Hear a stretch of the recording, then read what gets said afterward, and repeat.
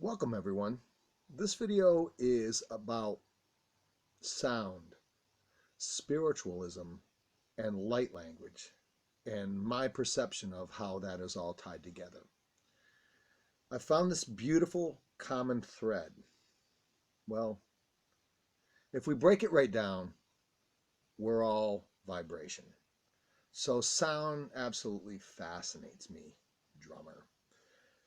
It can be expressed in so many ways. You can express it through singing, through chanting, using tones, or playing an instrument,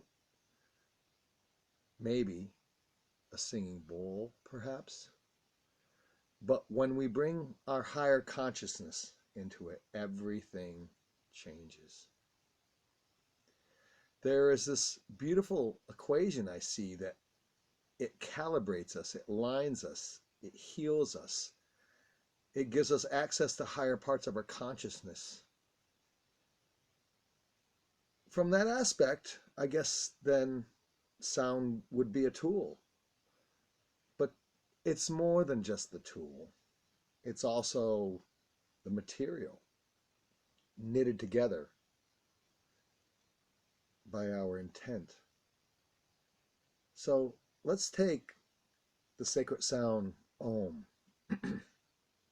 and use that as an example. Prior to speaking light language, I would use Om to align my chakras, do clearings and so forth. So when I used it and I would start,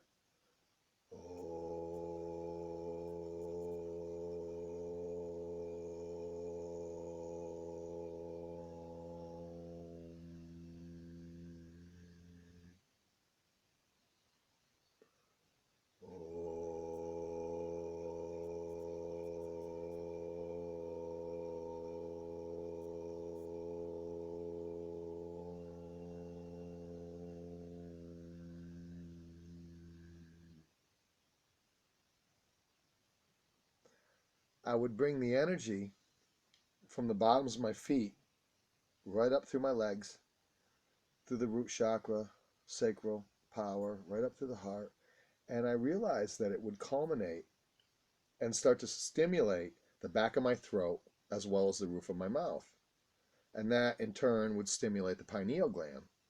So when I started speaking light language, I would do the same clearing, and I said, well, let me try doing the same thing with the light language. And it put me very often in a trance when I did it, and the trance created this type of a chant. Something like this. Yeah, tukot ta papin and the boy hit the ash who won the kota mama ala what the papa and the key and the elo to ash sha wakin and mama at the elo with the papa the cat not the key and the qua ala what the papa in la head to kota the papa shin and the win and call what the papa elo with the iana I had to kota papa shin in the qua he lo what the papa in. And so the difference in the energy, so when I was using the Om, I can feel the energy right from the bottoms of my feet, and they were tingling right up my legs, and I came right up through the body with it.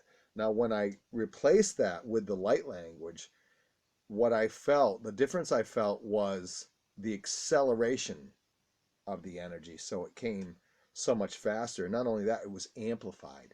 So not only was it was so much faster, but there was so much more of it. And that was what brought me to this conclusion, and I fully believe this, that all light languages are laden with sacred sounds. And I believe that that's where the activations actually come from. Beautiful.